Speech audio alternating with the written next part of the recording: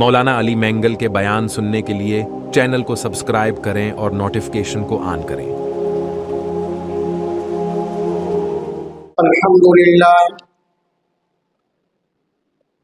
अल्हम्दुलिल्लाह नहमदुहु व नस्तईनुहु व नस्तगफिरुहु व नु'मिनु बिही व नतवक्कलु अलैहि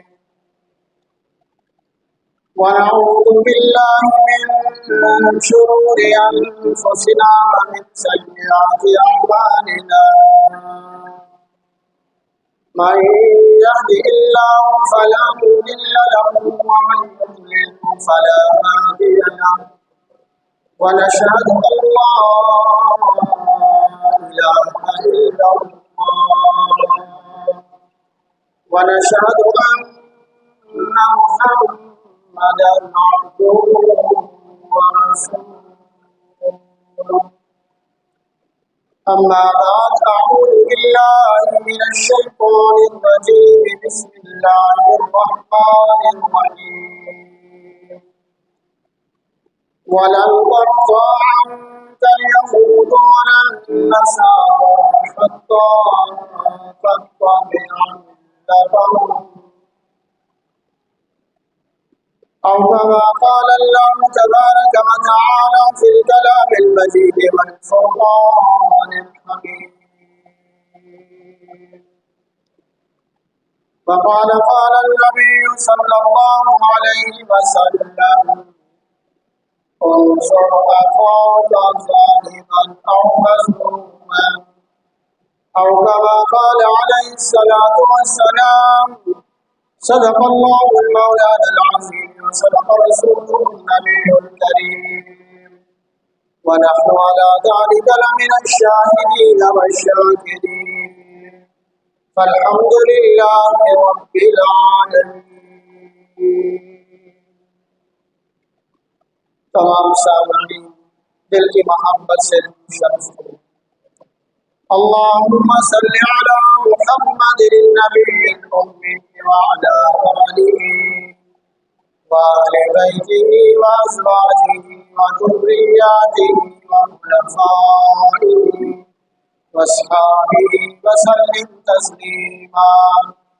अल्लाहुम्मा सल्लि अला मुहम्मदिन व आलिहि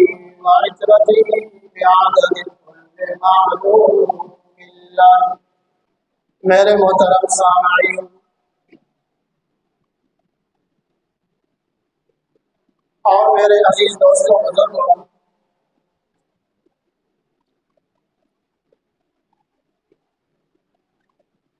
अकाबिरीन के तरफ से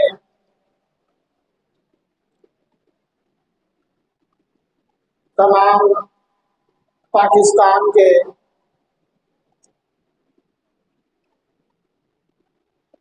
उलमाए किराम को हुक्म दिया गया है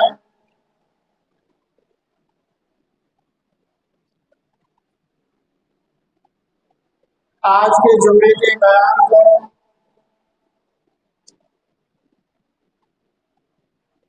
फलस्तीन के मजलूम मुसलमानों के नाम दिया जाए।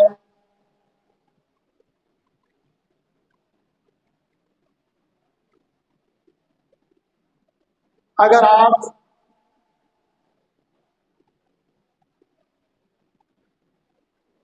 इन हालात का मुशाहिदा करें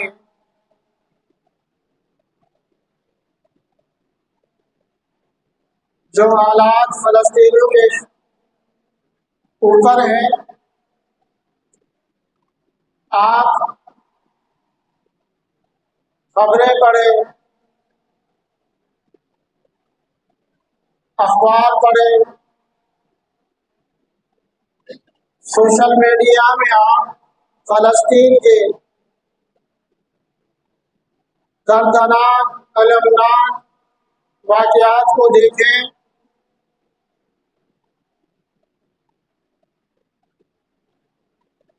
इंसान तड़प उठता है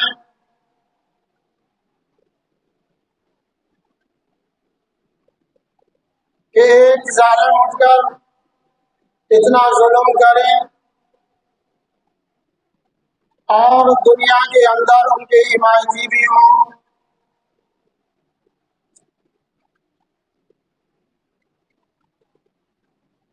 दरअसल बात ये है कि आज तक हम मुसलमानों ने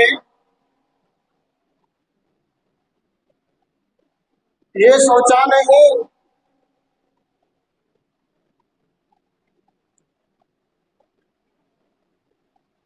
कि हम इतने मजलूम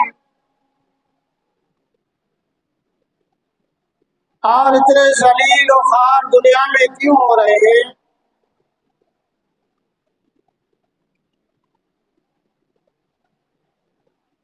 अक्लमंद तो वही कहलाता है जो अपनी तकालीफ पर गौर व फिक्र करता है।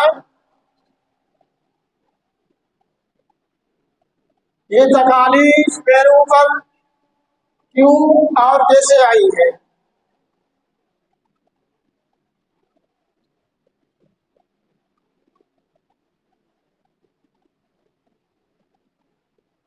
अल्लाह के नबी सल्लल्लाहु अलैहि वसल्लम ने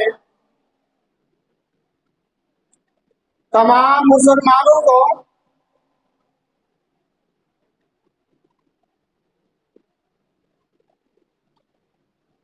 तस्बीह की दानों की तरह, जिस तरह तस्बीह के दाने हम धागे में डालते हैं, वो मुतफर्रिक दाने एक रस्सी में जुड़कर खूबसूरत लगती है। तो इसी तरह अल्लाह के नबी सल्लल्लाहु अलैहि वसल्लम ने तमाम मुसलमानों को तस्बीह की दानों की तरह जो मुतफर्रिक थे, कोई कहाँ का रहने वाला, कोई हबशा का रहने वाला, कोई फारिस का रहने वाला, कोई यमन का रहने वाला, कोई अफ्रीका का रहने वाला, अल्लाह के नबी सल्लल्लाहु अलैहि वसल्लम ने तमाम मुसलमानों को एक सफ में खड़ा करके अल्लाह के नबी ने फरमाया, इस तरह तुम आपस में एक रहना, मजबूत रहना।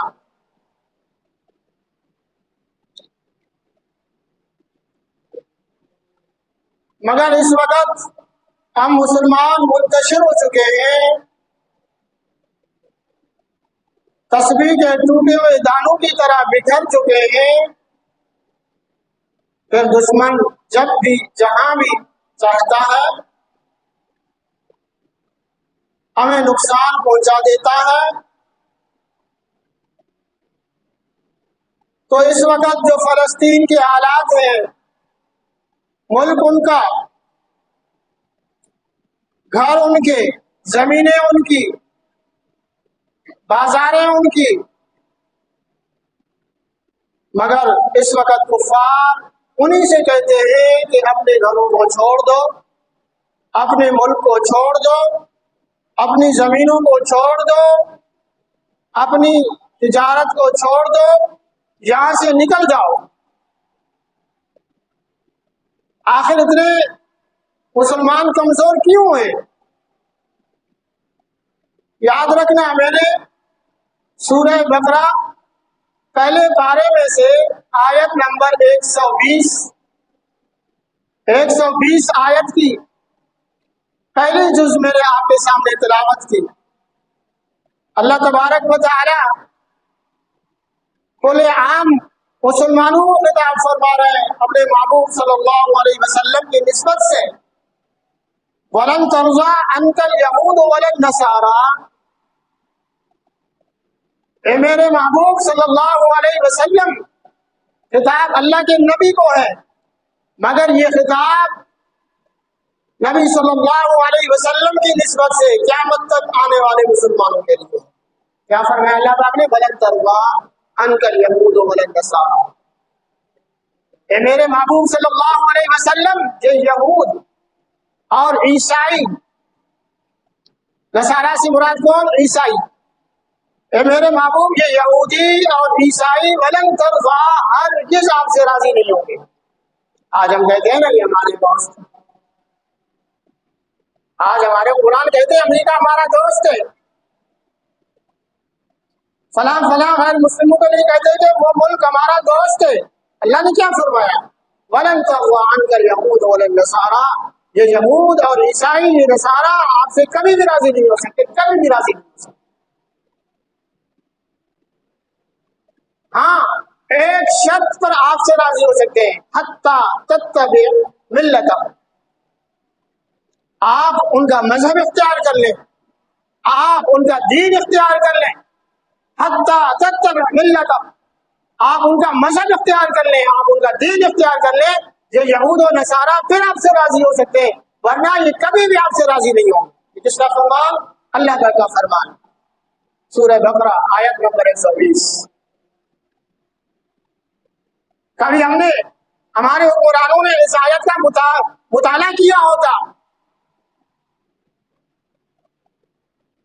कभी हमारे कुरान इस आयत की तफसीर देख चुके होते कि मेरा रब, मेरा अल्लाह, मेरा खालिक मुझे क्या तरबियत दे रहे, मुझे कैसे रहनुमाई फरमा रहे अल्लाह पर।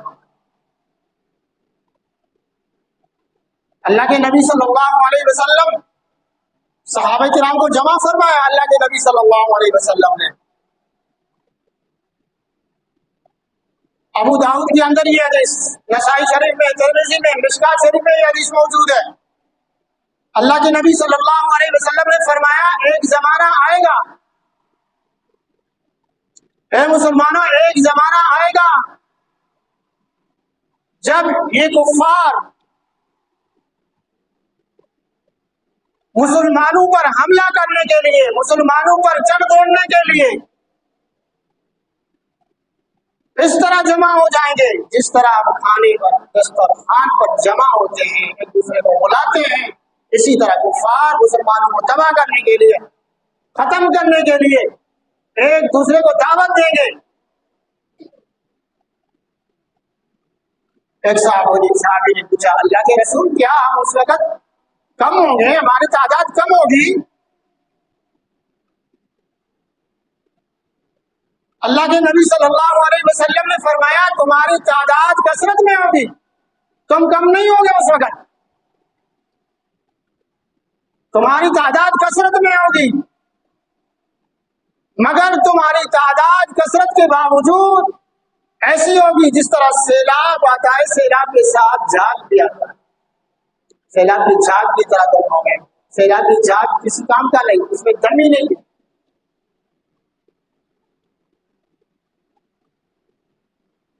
साहबी ने पूछा, अल्लाह के रसूल, उसकी वजह क्या है? आखिर हम मुसलमान कसरत में भी होंगे, कम भी नहीं होंगे।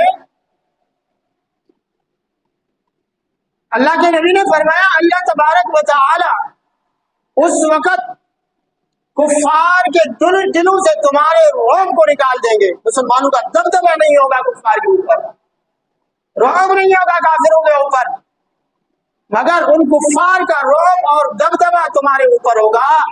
साहबी ने पूछा, अल्लाह के रसूल, इसकी वजह क्या है? अल्लाह के नबी ने फरमाया, अल वहद। क्या फरमाया? अल वहद।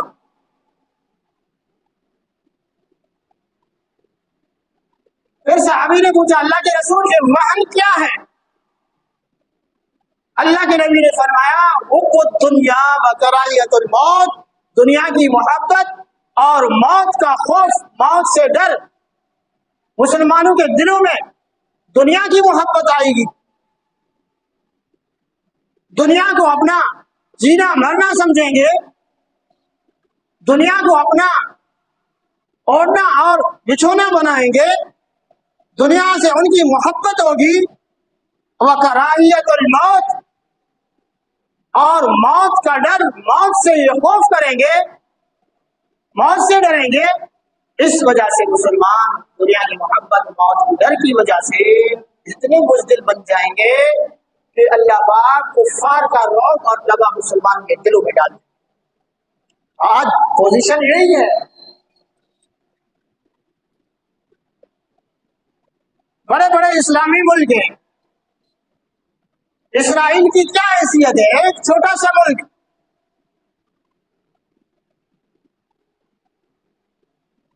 57 इस्लामी ममालिक है, 57 इस्लामी ममालिक। इसराइल एक छोटा सा मुल्क, मुसलमान मुल्कों के दरमियान में एक तरफ उर्दून है, एक तरफ मिस्र है, शाम है, लुबनान है, इराक है, सऊदी अरब है, बीच में एक छोटा सा इसराइल। मगर छोटे से इसराइल ने इन तमाम इस्लामी ममालिक को तगनी का नाच बचा के रखा है। आप अंदाजा कर ले फलस्तीन के अंदर कितना जुल्म हो रहा है। आप सोशल मीडिया पर बच्चों की लाश देख नहीं सकते। बाप ने अपने बच्चे को उठाया है जो 4-5 महीने का है, जड़ है मगर उसका सर ही मौजूद नहीं है। किसी का सर मिल रहा है तो उसके पूरे का पूरा जड़ गायब है, हड्डियां उसकी नहीं मिल रही, गोश्त के लोथड़े उनके नहीं मिल रहे, खानदानों के खानदान तबाह हो गए। एक बूढ़ा बाप अपने घर के मलबे पर खड़े होकर रो रहा है कि मेरे 7 बच्चे थे, मेरे 7 बेटे थे और बेटियां थी, मेरे नवासे थे, मेरे पोते और पोतियां थी, पूरे का पूरा मेरा घर मलबे का ढेर बन चुका है। मैं 70 साल का एक बूढ़ा खड़ा हूं, मेरे बच्चे जिंदा नहीं है, अब मैं दुनिया में जिंदगी कैसे गुजारूंगा। आप अंदाजा करें, एक माँ अपने घर के मलबे के ढेर पर खड़े होकर फरियाद कर रही है, मुसलमानों तुम कहां हो। नाम लेकर पुकार रही है, पाकिस्तानियों तुम कहां हो। पाकिस्तान की आवाम कहां है, पाकिस्तान के हुक्मरान कहां है, ये सऊदी के हुक्मरान कहां है, ये उर्दून ये मिस्र वाले कहां है। एक औरत, पूरी मुसलमान औरत अपने घर के मलबे के ढेर पर खड़ी होकर फरियाद कर रही है। और एक औरत तो फरियाद करे, अल्लाह तू अरबों को माफ नहीं करना, अल्लाह वो अरब हमारे पड़ोसी हैं, हमारे घर के साथ उनका मुल्क है, अल्लाह ये मिस्र वाले, ये उर्दून वाले, ये शाम वाले, ये लेबनान वाले, ये सऊदी वाले, ये इराक वाले, या अल्लाह इनको कभी माफ नहीं करना, या अल्लाह तू अरबों को माफ नहीं करना। एक बूढ़ी औरत खड़ी होकर फरियाद करती है, रोती है। वैसे जंगों का उसूल होता है, दो मुल्कों के दरमियान जंगें होती है तो उसूल होता है कि आपने अवाम पर हमला नहीं करना, आपने बच्चों को कत्ल नहीं करना, आपने उन लोगों पर कत्ल नहीं करना जो लड़ाई में नहीं आते, आपने ज़ईफ कमजोरों पर हमला नहीं करना, घरों पर हमला नहीं करना, स्कूलों पर हमला नहीं करना, अस्पतालों पर हमला नहीं करना। खुदा की कसम, यहाँ तो कोई उसूल ही नहीं है, निशाना ही बनाया जा रहा है मुसलमानों के घरों को, मुसलमानों के मसाजिद को। वो मुसलमान जो अस्पतालों में, अस्पताल मलियामेड हो चुके हैं, कोई अस्पताल सलामत नहीं है, कोई मस्जिद सलामत नहीं है, कोई मदरसा सलामत नहीं है, गजा के अंदर कोई घर सलामत नहीं है। खुदा की कसम, 22 लाख आदमियों का शहर जो गजा के नाम से मशहूर है, मुसलमानों का शहर गजा, खुदा 22 लाख मुसलमान उस शहर में बसते थे, वो कल रात बन चुकी है पूरे का पूरा शहर। कोई एक जगह भी बाकी नहीं है कि उसकी बिल्डिंग सही सलामत है। आप मुझे बताएं, 3 साल हो गए लड़ाई को, 3 साल हो गए बमबारी को। हम अगर एहतजाज करते हैं इस जुल्म पर तो हम मुजरिम ठहराए जाते हैं। अगर हम फरियाद करते हैं तो हमारी फरियाद भी उनके लिए जुल्म है कि ये जालिम है, फरियाद करने वाले, ये एहतजाज करने वाले जालिम है, फलस्तीन गजा के मसले पर बोलने वाले ये जालिम है। तो मेरे भाइयों, आखिर हम मुसलमान कमजोर क्यों हो गए। आप अंदाजा करें, बड़े बड़े तंजीमें बनी हुई हैं, अक़वाम मुत्तहिदा, कहाँ है अक़वाम मुत्तहिदा। अक़वाम मुत्तहिदा अमेरिका का नाजायज बच्चा है, ये कुफ्फार के मफाद में बनाई गई है, मुसलमानों को दबाने के लिए अक़वाम मुत्तहिदा बनाई गई थी। आज अक़वाम मुत्तहिदा कहाँ है। पाकिस्तान के अंदर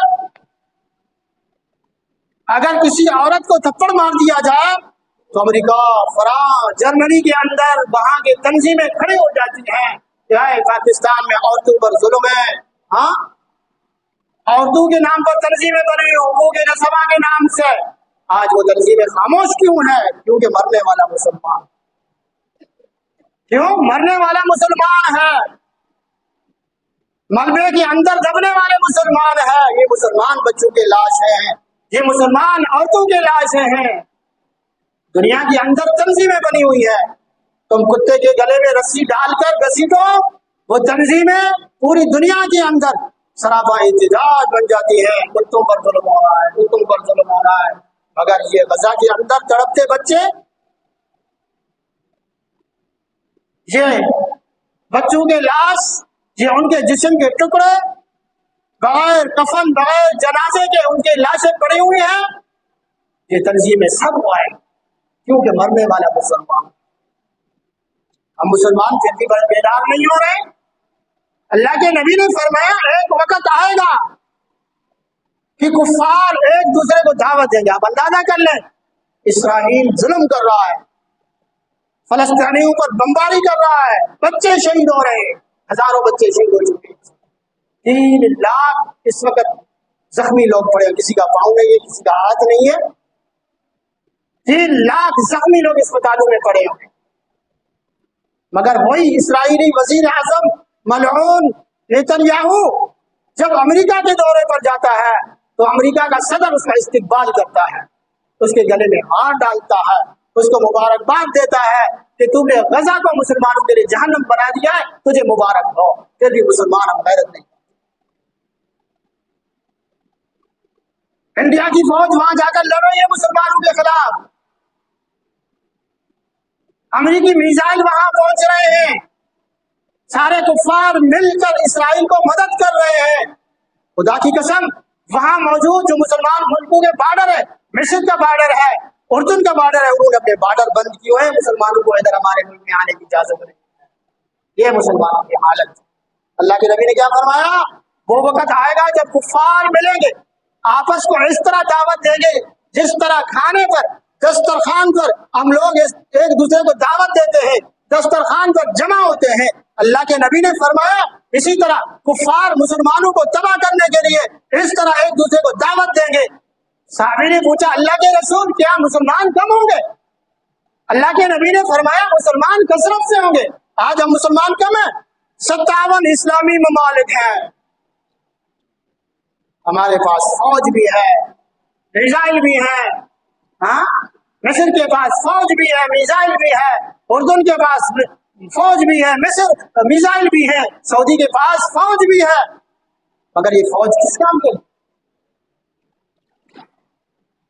तो अल्लाह के नबी ने फरमाया मुसलमान कसरत से होंगे, मगर मुसलमानों की कसरत सैलाब की झाग की तरह होगा।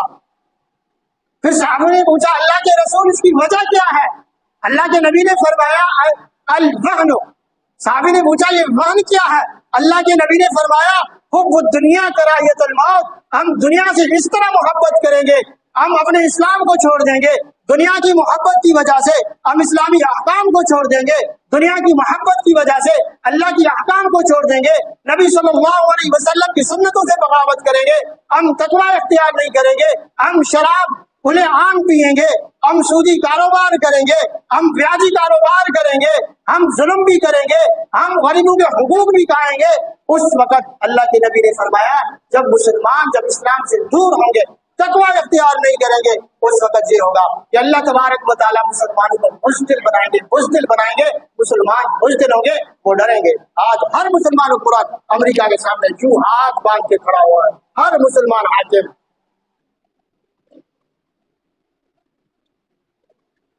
खुदा की कसम होना तो ये चाहिए था, इतना जो जुल्म हो रहा है गजा के अंदर फलस्तीन के अंदर, होना तो ये चाहिए था।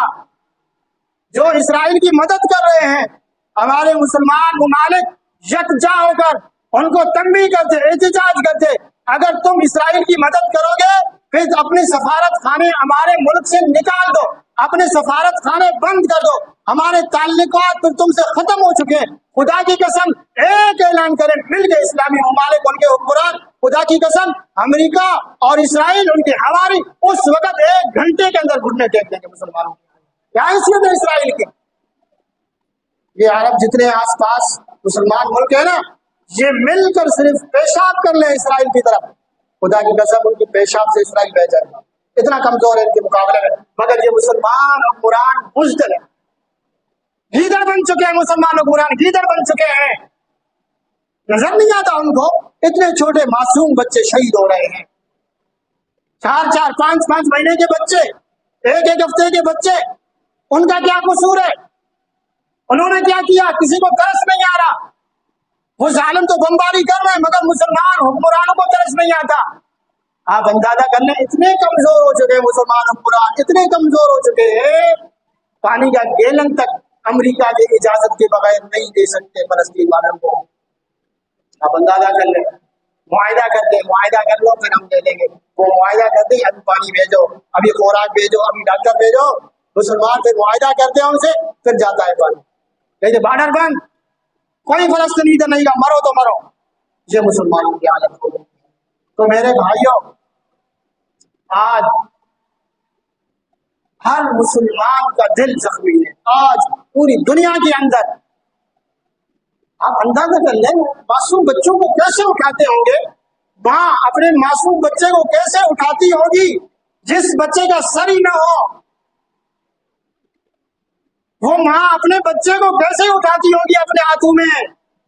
तस्वीरें आ रही हैं, एक बूढ़ी औरत है अपने मासूम बच्चे को उठाए हुए, मगर उस बच्चे का सर ही नहीं है, सर ही गायब है पूरे का पूरा। एक मासूम 12 साल का बच्चा दिखा रहे थे, अपने घर के मलबे में से अपने छोटे बहन भाइयों के लाशों के टुकड़े, हड्डियां चुन चुन के एक पर जगह पर जमा कर, उनकी हड्डियां, हाथ की हड्डियां, पांव की हड्डियां, उन हड्डियों को एक जगह जमा करके बगैर जनाजे के अपने घर के सहन के अंदर वहीं गड़ा खोद के वहीं दफन करता है 12 साल का मासूम बच्चा। बताओ उनके दिल पर क्या गुजर रही होगी उस वक्त। एक बूढ़ा औरत चीख चीख कर रोता है कि मेरे पूरा खानदान तबाह हो गया, साथ मेरे बेटे वो सब के सब शहीद हो गए, मेरे पोते पोतियां वो सब के सब इस मेरे घर के मलबे के ढेर में दबे हुए, महीना हो गया है, उनके लाशों को ढूंढ रहा हूं, कोई मेरे साथ ताउन नहीं है, कोई मदद नहीं है, मेरा पूरा खानदान बन गया, मैं 70 साल का बूढ़ा अब दुनिया में कैसे जिंदगी गुजारूंगा। बताओ मुसलमानों को हम क्या जवाब देंगे? हम सब जिम्मेदार हैं। आज उलमाए किराम ने, मुफ्ती मोहम्मद तकी उस्मानी साहब ने और मुफ्ती मुनीबुर रहमान साहब ने, उलमा की बैठक हुई, जलसा हुआ इस्लामाबाद के अंदर, उलमा ने मुत्तफिका फैसला किया है, इस वक्त जिहाद फर्ज, इस वक्त जिहाद फर्ज इसराइल के खिलाफ। मगर हमारे कुरान कब जागेंगे?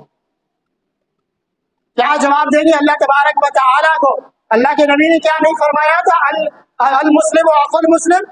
क्या अल्लाह के नबी ने नहीं फरमाया कि मुसलमान एक जिस्म की तरह है, अगर हाथ में दर्द हो तो हम वो दर्द पाँव में महसूस करते हैं। अल्लाह के नबी ने फरमाया तमाम मुसलमान एक जिस्म की तरह है, जिस्म के एक उज़्व में तकलीफ हो तो वो तकलीफ हम दूसरे उज़्व में महसूस करते हैं। तो अल्लाह के नबी ने फरमाया मुसलमानों, अगर तुम्हारी मुसलमान भाई को दुनिया के किसी कोने में तकलीफ हो, वो मुसलमान उस मुसलमान की तकलीफ को जरूर अंदाजा कर ले, जरूर समझने की कोशिश करे, उसकी तकलीफ को अपनी तकलीफ समझ ले। मगर आज का मुसलमान, हम कहते हैं फलस्तीनियों का मसला है, खुदा की कसम याद रखना, ये फलस्तीनियों का मसला नहीं है, ये अरबों का मसला नहीं है, ये इस्लाम का मसला है। मस्जिद अक्सा ये सिर्फ फलस्तीनियों का मसला नहीं, तमाम मुसलमानों का मसला है। ये यहूदी नहीं रुकेंगे। यहूदी अगर गजा के अंदर मुसलमान शहीद हो गए, अगर मुसलमान पीछे हट गए, अगर गजा के मुसलमान पीछे आ गए, वो उन्होंने फसवाई इख्तियार कर ली, ये यहूदी फिर नहीं रुकेंगे, यहूदी आगे बढ़ेंगे। उनका जो ऐलान है, हम उर्दन पर भी कब्जा करेंगे, हम मिस्र पर भी कब्जा करेंगे, हम खैबर पर भी कब्जा करेंगे, हम तबूक पर भी कब्जा करेंगे, हम मक्का और मदीना पर भी कब्जा करेंगे। उनकी नजर तो मक्के और मदीने पर है, फिर भी मुसलमान नहीं जा रहे। तो मेरे भाइयों, कम से कम ताउन तो करें फलस्तीनियों के साथ। सबसे पहला हुक्म यह है कि अगर आप जानी ताउन कर सकते हैं फलस्तीनियों के साथ तो आप जानी ताउन करें। अगर आप जानी ताउन नहीं कर सकते, माली ताउन कर सकते हैं, तो आप फलस्तीनियों के साथ माली ताउन करें। बहुत सारे रिफाई इदारे हमारे मुल्क में चल रहे हैं, बहुत सारे रिफाई इदारे चल रहे हैं, हम उनके साथ ताउन करें, उनके लिए खुराक का इंतजाम करें, दवाइयों का इंतजाम करें, उनके रहने का बंदोबस्त कर लें। मेरे भाइयों, कम से कम दुआओं में तो याद रखें उनको। कम से कम दुआओं में तो याद करें उनको। और एक दूसरी बात, और हम उलमा किराम चीख चीख कर अवाम से बोल रहे हैं, खुदारा जो इसराइली मसनूआत है या वो कंपनियां जो इसराइल के साथ ताआवुन में है, उन कंपनियों की चीजों को आप इस्तेमाल ना करें। आज हम इस्तेमाल कर रहे हैं, आप अंदाजा कर ले, सिर्फ पेप्सी जो कंपनी है, पेप्सी के अंदर 7 अप भी आता है, फंडा भी आता है, उनकी बोतलें, उनके पानी भी आती है। इस तरह आप अंदाजा कर ले कि तकरीबन सिर्फ पेप्सी वाले सिर्फ पाकिस्तान से 6 अरब रुपए 6 अरब रुपए फंड देती है ये कंपनी इसराइली फौजियों को। आप अंदाजा कर कितने अरब रुपए? 6 अरब रुपए इसराइली फौजियों को फंड देती है। मगर हम मुसलमानों की, पाकिस्तानी मुसलमानों की शादियां नहीं होती जब तक हम पेप्सी इस्तेमाल ना करें। हाँ, हमारी शादियां नहीं होंगे, हमारे प्रोग्राम नहीं होंगे, हमारा खाना ये सब नहीं होता जब तक हम खाने में 7 अप ना पिए, पेप्सी ना पिए, हाँ मिरिंडा ना पिए या पेप्सी के पानी इस्तेमाल ना करें, हमारा खाना ये सब नहीं होता। हम इतने, मैं कहता हूं हम इतने बेगैरत बन चुके हैं मुसलमान, हमारे गैरत का जनाजा ही निकल चुका है यार। कोई इस्लामी गैरत ही नहीं है हमें, इस्लामी हमीयत ही नहीं है हमें, कोई एहसास नहीं है। जो मुसलमानों पर बमबारी कर रहे हैं, हम उनको फंड दे रहे हैं। आप कहेंगे हम फंड कैसे दे रहे हैं? आप पेप्सी पी रहे हैं, आप उनके साथ मदद कर रहे हैं कि मुसलमानों पर बमबारी कर रहे हैं। आज उनके लाश गिर रहे हैं, तो जो पेप्सी पीने वाले हैं, पेप्सी कंपनी की जो मसनूआत हैं, हाँ जो गैर मुल्की मसनूआत है, जो इसराइल के साथ ताआवुन में है, अगर आप वो इस्तेमाल कर रहे हैं और तो समझ लें कि उनकी लाशों की बेहुरमती करने में, उनको शहीद करने में आपका भी हिस्सा शामिल है। क़यामत के दिन आपका भी गिरफ्तार करना जाएगा। तो मेरे भाई खुदारा, हमारा हक बनता है कि हम फलस्तीनियों के साथ मदद करें, जिस हाल में भी आप उनके साथ मदद करें। फलस्तीनियों के साथ हमारा रिश्ता क्या है? क्या रिश्ता है फलस्तीनियों के साथ हमारा? ला इलाहा इल्लल्लाह का सब बोलो। फलस्तीनियों के साथ हमारा रिश्ता क्या? जोर से बोलो, जोर से बोलो। फलस्तीनियों के साथ हमारा रिश्ता क्या? जोर से बोलो, सब बोले। फलस्तीनियों के साथ हमारा रिश्ता क्या? ला इलाहा इल्लल्लाह का रिश्ता, जो कौन जोड़ के गए? अल्लाह के नबी मोहम्मद रसूलुल्लाह जोड़ के गए। मेरे भाइयों, अब आपकी मर्जी है, आप इस रिश्ते की कदर करें या इस रिश्ते को ठुकरा दें। अल्लाह पाक हम सबको अमल करने की तौफीक नसीब फरमाए। वमा अलैना इल्ला अल बलाग। अल्हम्दुलिल्लाह।